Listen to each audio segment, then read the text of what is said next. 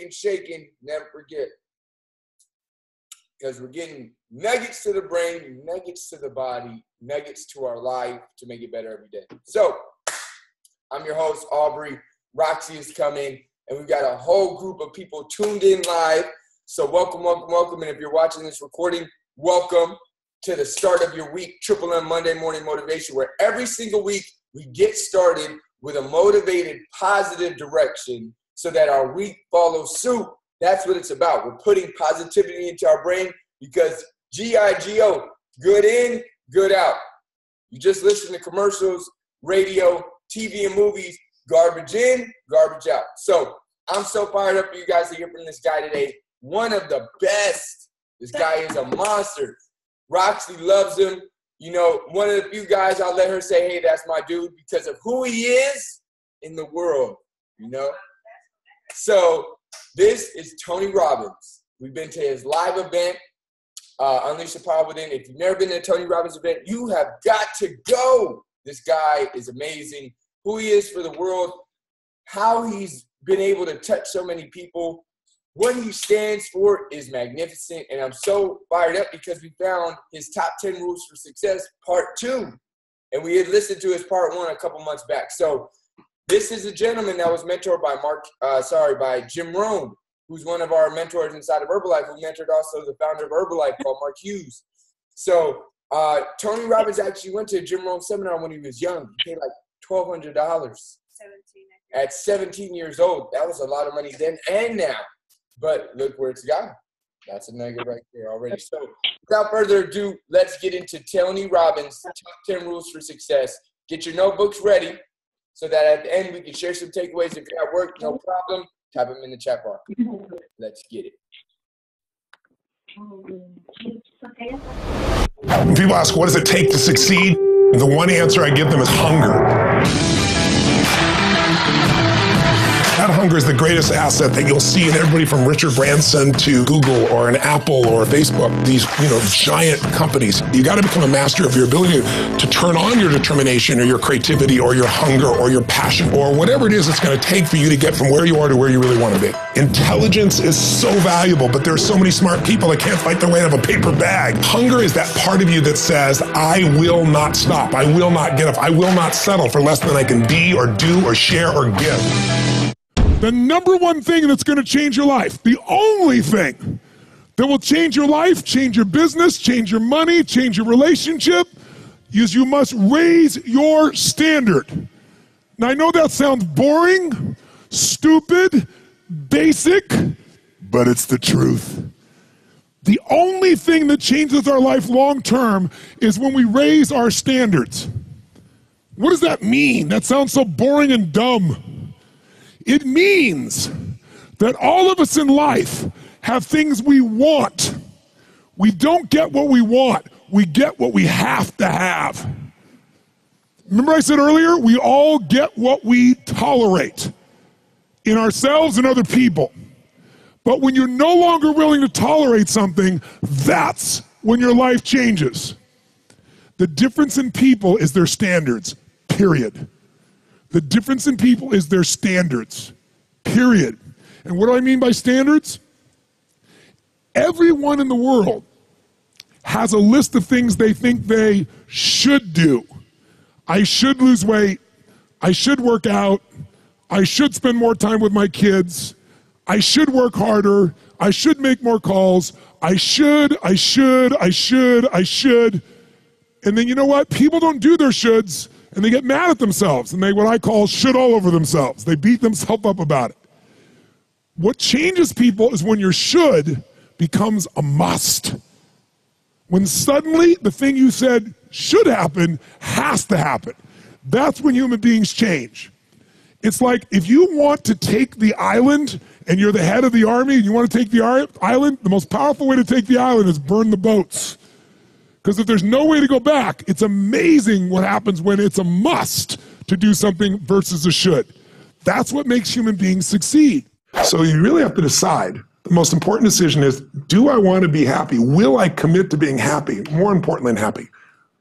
Sometimes you can be so happy you smile so much your face hurts, right? You need variety. Am I committed to living in a beautiful state even when it doesn't go my way, even when it rains on my parade, even when my biggest fear shows up.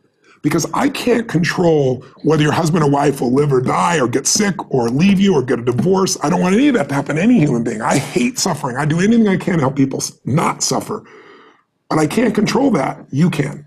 There are people who have lost their arms, lost their sight. There have been people that have been through the most horrific experiences in life, and they found a way to still be happy because they've made the decision that life is too short to suffer.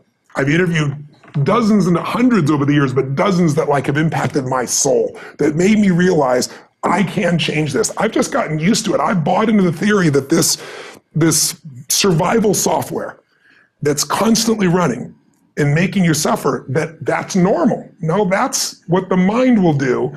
And mind has been around forever. What I'm going to do is something different. And the way I get out of suffering, I give myself a 90-second rule. It's really simple. I say, look, if I feel myself starting to feel that stress, feeling that pissed offness or upsetness or concern or worry about my kid, whatever, I realize that's not going to make it better. Life's too short to suffer. And then I just kind of breathe slowly, slow everything down, and I just watch the thought go by and go, look at that crazy thought. Because everybody's had crazy thoughts. Everybody's had the thought, I'm going to kill that son of a bitch, right? And then you don't kill them because you don't believe that thought. It's the thoughts that are stressful that you believe that mess you up. When you question them, you break the pattern. The more I've done this like a muscle, the more I've trained myself to do it, I can authentically tell you now, it takes a lot for something to take more than 90 seconds for me now. And the level of joy surpasses all the money you could ever have in a million years. And then the money, it's easier to even make money because you're not attached. You don't have the fears. You don't have the scarcity that people have because you feel so rich already right now. I always tell people, don't wait to be rich. What is that richness? It's abundance, it's joy, it's happiness, it's contribution. It's getting out of yourself. Because as long as we're thinking about, oh my God, I lost something, or you did something, now I have less love, less respect, less money. If I think lost less, or because you did something, or because I did something, I'm never gonna have what I want in my life. Loss, less, never. Those three thought patterns, they're the source of all suffering. And the antidote, see it for what it really is, know it's BS, and find something to appreciate. Most people who start a business very often will start 2 and 3, 4 more. And the reason they do it is because the first one isn't succeeding or they no longer lack patience. Exactly right. And so what happens to that person is they're never going to be successful in most cases, unless they get lucky. You get lucky, you can bounce across something that's easier to do. But most people are always looking for that next level. What my view is it's great to test all these things, but you got to find what is your flagship. What is it that you're going to commit your soul to? Because if you don't do that, the inevitable challenges are going to come up and you're going to then move on to something else 100%. That's more enjoyable. And so the other thing I look at is business is about constantly, not only adding such massive value, doing more for others than anybody else, but it's also simultaneously about your own psychology. It's your ability to go through thresholds of control. It's like, I can remember when I didn't have $50,000 to keep the doors open on my company. I had 12 employees and 11 wanted to quit because they hated the person running the show. And $50,000 would be like $500 million to me today. And I figured out how to get through that threshold. And once I did, like all the problems related to that were handled. I know you've done this as well. And then I had a $5 million lawsuit that was totally unfair and unjust. And I finally had just the amount of time, energy, and money I had to bite the bullet and do it. $5 million was more than I could ever met. Then I had a partner who took a company that was losing $1 million a day and turned it to $1.5 billion in positive EBITDA. I'm not mentioning names, Amway. And he wanted me to join him in business with some other partners, not doing the multi-level side. Did the business, put in $10 million. We all put in $10 million, it was $40 million in debt. But I signed joint and several, which I didn't understand in those days what that meant. And 2 of my partners were supposedly billionaires and they went broke. We bought some more companies. I ended up with $120 million in debt that I was on the hook for. No one else had any money. And I'm getting up to do a seminar wanting to throw up. It was a new threshold of control. So you know when you ski or you snowboard and you think you're just new at it and you think you're going down a blue or green and it turns out to be a double black. And you're like, yeah. And so you have 2 choices. One is you start to go down and you freak out and you're going to die. You slam on the ground and try to hang on for dear life. Or the other is, baby, you focus on where you want to go and you find a way to curve. You find a way to cut. And once you do it a couple of times, you get used to it. You have no more fear of that element. Now, my biggest one out of that led me to $1 billion. I have 31 companies now, to give you an idea, 7 different industries as diverse as like stem cells to virtual reality. We have the exclusive to the NBA now in virtual reality, to give an example. I got 1,200 employees. We're on 3 continents. and we got $5 billion in sales. But I did that because I first stayed on one frickin' thing. Exactly I got right. so masterful at it. There is another level. The only reason you keep saying there isn't is you feel so exhausted about where you are. But life, the universe, or God is just testing you because there is another level. If this is good, giant jump to excellence, it's done good, poor to good to excellence. There's a level where all your dreams are realized. There's a level that you've always dreamed about. It is real. It has not gone away. But it takes that extra burst when you think there's nothing left. There's no way. You've tried everything 10 million times and you keep going. It's almost like God is saying, if you keep hitting this wall enough times, I will see that you will not stop, that you are filled with that level of determination, faith, and courage, and then the door opens and you get to that next level. But what most people don't know is the next level is just 2 millimeters above. And it's called outstanding, ladies and gentlemen, outstanding. What's it called? What's it called? What's it called? Outstanding, magnificent, unstoppable, extraordinary, not excellent. It's a different level. It's a level where you are not one of the best, you are the best. And you know what's amazing? You only have to be 2 millimeters more than everybody else and you get everything. You get the joy, the laughter, the fun, the family, the passion, the economics, the freedom, the spirit. It's all there. What Jerry Maguire called the Quan, baby. All of it. And it's just 2 millimeters above, and most excellent people give up because they're exhausted. And there's some people who go, the harder I hit it, the more I hit it, sooner or later it's going down, I'm not stopping. And when you do that enough, it pops open. If you're obsessed, you know what you want, you're taking massive action, maybe you modeled somebody, you figure out the right action so you get there quicker, and you're executing, you still need a little grace. Some people call it luck, you could call it God, but I really believe that there's the part we do and then there's the part that comes to us. But I do know grace shows up a lot more when you do the first 2 steps on your own, and grace shows up a lot more when you acknowledge grace in your life, when you acknowledge that I was born in a world where I didn't have to build this internet that I can pull out of my pocket the answer to anything on earth. I'm driving on streets I didn't pave. I'm reading books I didn't have to write. That's the gift of our lives. And I think when we experience that grace, we don't just experience more achievement, but we start to experience more fulfillment. And grace not only affects your ability to get there, but it affects what you do and how you live once you are there. It really determines the quality of your life, because unless you live in a state of gratitude, I did an interview with Sir John Templeton, who, as you know, is one of the first billionaire investors and just a brilliant man. He came from nothing, and he donated, I think it was $750, they still do it, the Templeton Fund, I think it's $750 million a year. It's bigger than the Nobel Fund that he donates. And one day I asked him, I said, what is the secret to wealth? And he looked at me, paused, this big smile, and his eyes got really bright, like they always did. And he said, Tony, it's what you teach. I said, well, I teach a lot of things, which thing? And he said, gratitude. He said, because you and I, Tony, know billionaires that are miserable, and it's because they're not grateful for what they have. And we both know people have no money, seemingly, but they're so grateful for their health, for their husband, for their wife, for their children. They're so grateful to God. They're so grateful for their life that they're rich. So I think it starts with that gratitude. It starts with that connection to grace, as simplistic as that sounds. And so it's not enough just to have your financial plan. You have all the money and be miserable. Let's have the money and be really rich emotionally, psychologically, and spiritually. Failure is part of life. I mean, the difference for me, though, is I look at failure as a stepping stone to success. It's a speed bump. I know I'm going to fail, but it's not failure if you learn something. And so, gosh, I've made so many mistakes. I've screwed so many things up, but every time I do, it becomes a way for me to explain to someone else what it takes. It's like, here's what I've done. I think I have the ability to influence people because I talk about my failures. I talk about all the things that messed me up, but I show people that I didn't let it stop me, and you don't let it stop you. And I think that's really the secret in that area. And if everything you touch was successful, you probably won't be able to relate to people as much. No, you'll be relate, and also it's be total bullshit, and everyone knows it's bullshit. And also you'd be bored silly. Right. I mean, think about it. If you just said, I want this and it happened, I want this and it happened, people don't value what they don't fight for. It's like you see kids sometimes your parents will say, you're not going to value this if you don't work for it. And your kid going, I'll value it, just give it to me, right? But it's true. Yeah. The things we've worked the hardest for, we value the most. Yeah. So I think, the purpose of a goal is not getting it anyway. The purpose of a goal, is who you become. Who you become is going to make you happier. It's going to make you sad. Yeah. So I'm not looking for an effortless approach. Sure. There's no such thing.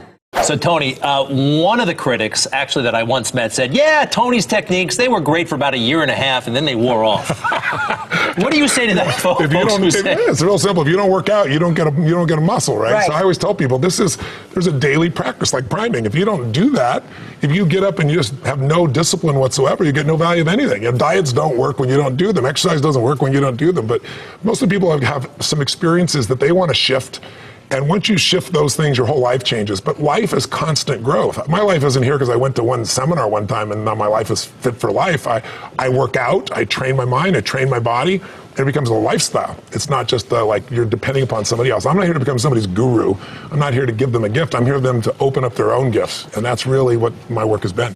Somebody with vision and caring and who's willing to work their tail off to learn can take small risks and become incredibly successful. My assumption was somebody like, Sir Richard Branson. You'd assume, you see him out there taking these life risks. He risks his life, but he doesn't risk in business. I mean, if you look at Richard, I believe when he was opening up Virgin Air, big risk to buy these giant airplanes. But his question always is, what's the worst case and how do you protect it? And so, he made a deal with, I believe it was Boeing, if I remember correctly, he could give back those planes if over X amount of period of time it didn't work out.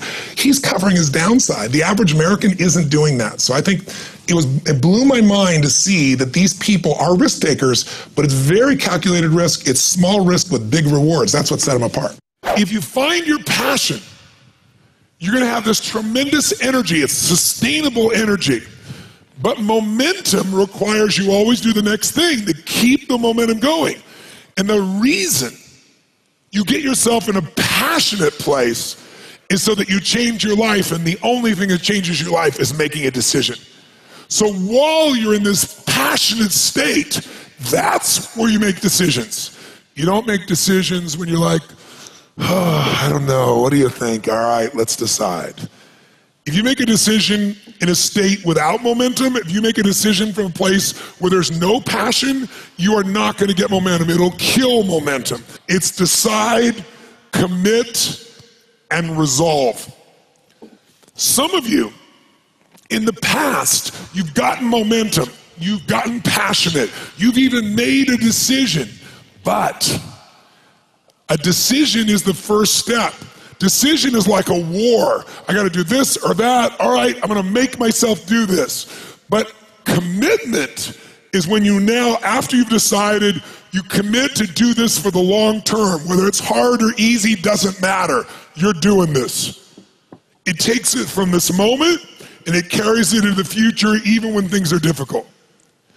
And the third state is resolve. Resolve means it's done. It's like, it doesn't even if you took action, it's done inside you, so it's done out there. There's no question whatsoever. Then once you decide, the only way the commitment and the energy and the momentum continues is if you take immediate, massive what, my friends? Massive what? Write down in your notes, massive action is the cure-all. Massive action is the cure-all. If you're having a difficult time with something, your relationship isn't where you want it to be, your finances are not where you want to be, your body's not where you want to be, your business is not where you want to be, you need to take massive action. And if that doesn't work, try something else. If that doesn't work, try something else. Keep going with massive action and you will find the way because it will give you momentum. Man, that was powerful, you guys. All right, let's get into some nuggets. Rox, you ready? Your boy, you better come with some fire nuggets right now since it's your boy. I'm going to keep it 100. Oh, my goodness. Oh, my goodness. I love Tony Robbins, you guys. I love him so much. I, really love him. Anyhow, is that okay? Ooh, this ain't the comedy house. All right, you guys. So some of my biggest takeaways, I loved the very first point, and he talked about what does it take to be successful, and he said hunger is the greatest key to success. And you got to be so hungry for success that you go above and beyond, and you go and you look for success in everywhere and in everything that you do. Like, you got to be so hungry. Like, think about when you're like literally hungry and you're starving, you just want to eat everything. And the same has to be with your life. You know, if you want to achieve certain things inside of your life and you want your life to be a certain way, you got to be hungry. That's the biggest key to success, is that you got to be hungry. You got to be passionate, and you have to be willing to commit. He talked about committing, and I can't remember what point that was, but he talked about commitment. And he talked about how you have to be so committed, because there's going to be tough times, and there's going to be times where you're going to get knocked down, and then your commitment level will determine whether you're successful or not. Because will you stay, although it's hard, although you're going through all of what life can throw at you? Are you still going to stay, or are you going to move on, and are you going to go on to the next thing? And chances are, if you keep on going to the next thing and to the next thing and to the next thing, you will never end up with anything, because your whole life was always about going on to the next thing. And you never fully mastered. That's what he talked about, mastery. And if you want to be successful, you have to be willing to go to work and master that one thing that's going to help you to become successful. So I love that one. And then the second point that I'm going to leave you guys with, so we can get more shares, is you got to be willing to raise your standards. And that I truly, inside of my life and inside of what I see, and I look back in my life, it truly has been raising my standards. You know, I remember when I was 18 and I looked around the people that I was around, I looked how they never left the city that they grew up in. They never left outside of that. And their whole life, you know, people graduated before me, it was the same thing.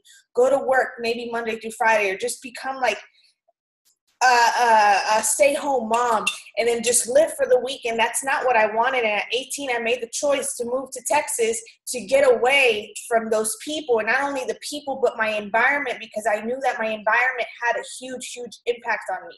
And so I was willing to raise my standards, although that meant not having all of my friends there with me, because Roxy decided to move away for 4 years. And that's exactly what I did. And inside of that, my whole life has like changed. And he said that is the only thing that changes our life, is our standards, what we're willing to tolerate, what we're willing to allow people to do, what we're willing to allow ourselves to do. It's all based on our standards. If you allow yourself to wake up late every single day, it's not that you just want to wake up. That's the standards you have for yourself. If you say, hey, I'm not going to work out for the next 2 years, it all comes down to the standards. All of it is standards, and also the standards of the people that are inside of your life. And for me, that's the biggest thing. If somebody is toxic, if somebody is negative, like, you're cut off. Why? Because I do not tolerate that, because it's not in my standards. My standards is we elevate each other. We're here to grow. We're here to succeed. We're here to do amazing things. And if you don't fall inside of those categories, it's not that, how he said, it's not that you love somebody less. It's just that they're not in alignment with your standards. And that can change your whole life. And that's what he said. The difference in people is just your standards. And look around you. Look at the people who are successful, and look at the people who are not successful around you. And you will see it's all a choice in standards. Powerful, powerful. Love it. So some things for me that really stuck out. Decide to be happy. He said the people in their life, it wasn't a reflection of their money that was an indicator of their happiness or not. You know, it was a reflection of their choice. They chose not to suffer. And that was really cool. When he said that, I was like, dang, it's a choice. Because suffering is a choice. Things happening is not a choice. Things are going to happen in everyone's life. To not think that in your next years, some things are going to happen that maybe you don't like that much is, I'm going to suggest would be naive to think, you know. But what happens after that inside of you is a choice. And he says what he does is he breathes deep. He observes the thought. And he said, man, that's a crazy thought. And then for me, I don't know about you guys, but my mind races a lot. And slowing it down and clearing it has been one of the things I really, really want to do. And it's something I'm working on. So detaching from the thoughts, not connecting with the thoughts like they're me.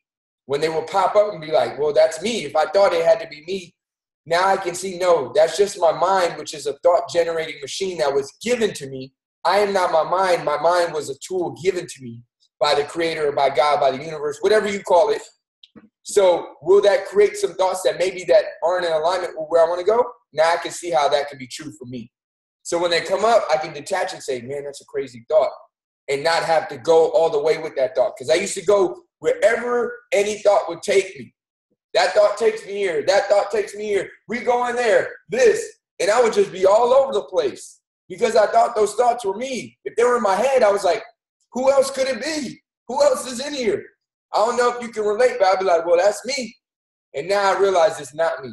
It was generated by the thought-creating machine, my mind, which was a tool given to me. Just like my heart was given to me, just like my mouth was given to me, just like my body was given to me, my mind was given to me. And now that I know that, I can decide how my inner being, me, wants to, not my mind. So, and then loss, less, never causes suffering. That was dope. Because I don't know about you, but that's what it is. Man, I'm going to have less. I'm never going to have that now. Man, it's going to be, I lost out on that. That would cause the suffering. Instead of just saying, hey, that's a crazy thought. Okay, we're good. And just coming back. I love that. Don't give up. Don't give up. He said, sometimes the universe will have a door there for you to just keep on hitting over and over and over because it wants to see how bad you want it. It wants to see if this really means what it means to you, because what do you say?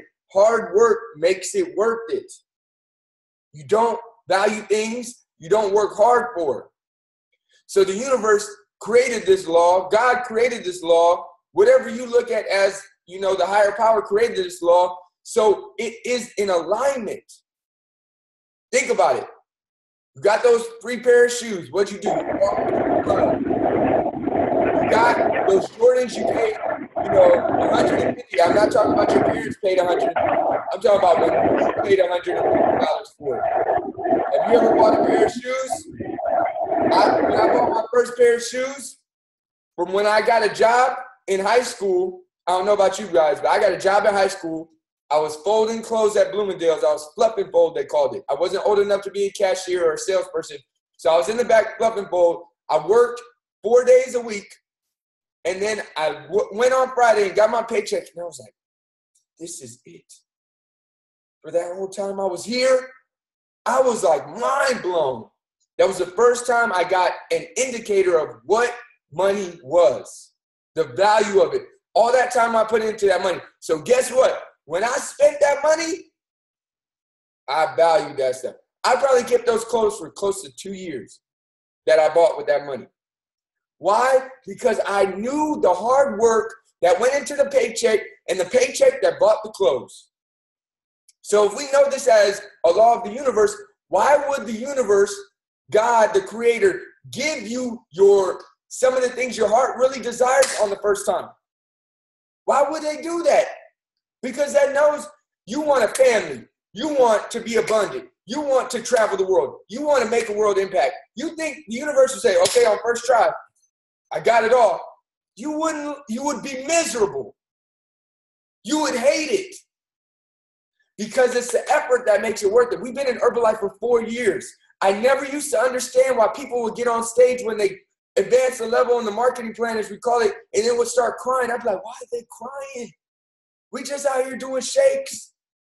They crying over some shakes. I didn't get it. You know why? Because the years, the sweat, the effort, the late nights, the early morning, the not stopping there. When people made fun of him not quitting, when people dropped out and stopped ordering his clients or dropped out as team members, never quitting. I didn't understand it until it happened to us. And then I was like, whoa, the effort that went into it.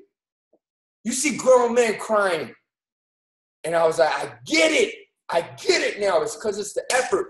The universe wants to see how many times are you going to fight for what you want? Because the fight creates it. I guarantee you, anytime you push hard in anything you do, whether it's Herbalife, your health results, coaching on the team, your family, whatever it is, when you fight long and hard enough, I guarantee you, it is always worth it. So remember that the next time those thoughts come up of quitting, and all you got to do is say, whoa, That's a crazy thought. I ain't stopping. That's all you got to do, you guys. That's all you got to do. So I'm getting a thumbs up from my producer right here. She thinks she's the producer telling me that's enough time. Let's get a share or two from the callers in. Who's got a great share? Give me a thumbs up or a smile if you would like to share one of your big takeaways. Shalonda, what you got? Shalonda from Arizona. What's up? Can you hear me? Yep. All right. Good morning, guys. Shalonda from Arizona. My biggest takeaway was number 6, live in the state of gratitude. Success equals gratitude. Always give in any way that you can. You know, you see a lot of homeless people out there, and it doesn't have to always be money, you know. You could give a lot of value, like encouragement, education, resources. You know, you got to always bless them with value. People come to you for a reason. So make sure that you give your extraordinary value to them. That was my biggest takeaway. Boom. I love it. Gratitude is everything. Love it. We even got a message in the message thread from Karina. Gratitude, live in the state of gratitude, being grateful for all things regardless of how small it may be. Appreciate what you have.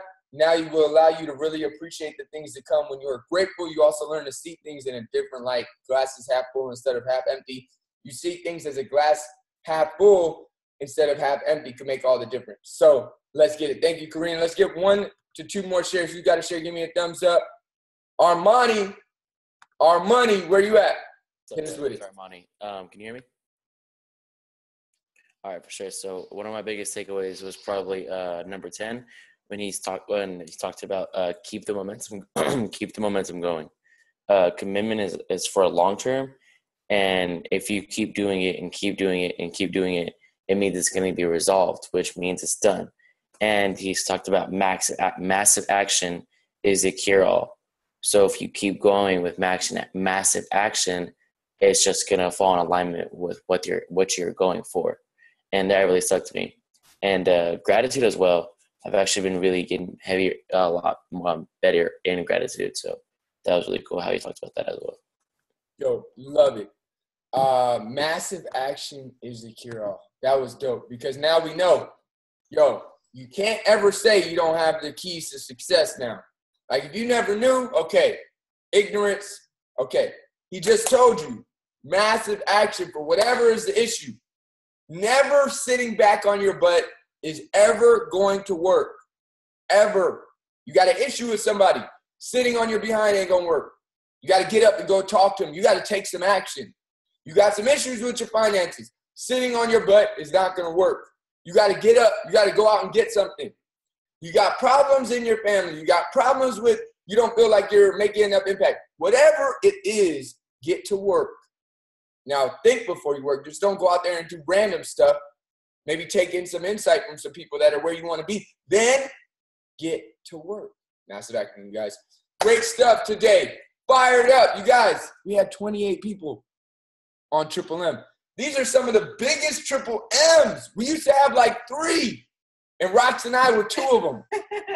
So I just want to say thank you guys for all tuning in. It makes it when everybody tunes in. I guarantee you, when you log on and you see all the people on, if it makes that experience that much better for you, imagine what you're doing for them. And if you guys have any other videos that you guys are like, dude, I really want us to all listen to it together, send it to us, and we were like more than happy to play it. Yes, it's this we thing. If you're watching on the recording or live, we do it together. Share the link once it's uploaded. Share and invite people to this. There's no reason by July, which is our extravaganza in Herbalife. If you're not in Herbalife, extravaganza, our once a year mega event of over 30,000 people. There's no reason we can't be over 75 people on Triple M.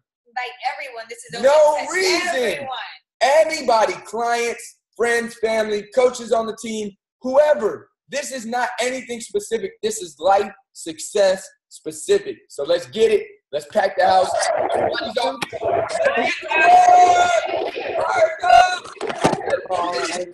time to get to work, y'all. Let's go. On the beach is life. Let's get it. Let's get it. Peace out. Peace out. I was trying to play some of this. Let me see if it plays. I'm working out 5 times a week. Trying to get to the gym. There you go. Trying to get it. Trying to get to the gym. What up? What up? I see you, Louis. Oh, what's up? What up? What up? What's up, Marty? Trying to get to the gym. Ain't ready? Peace.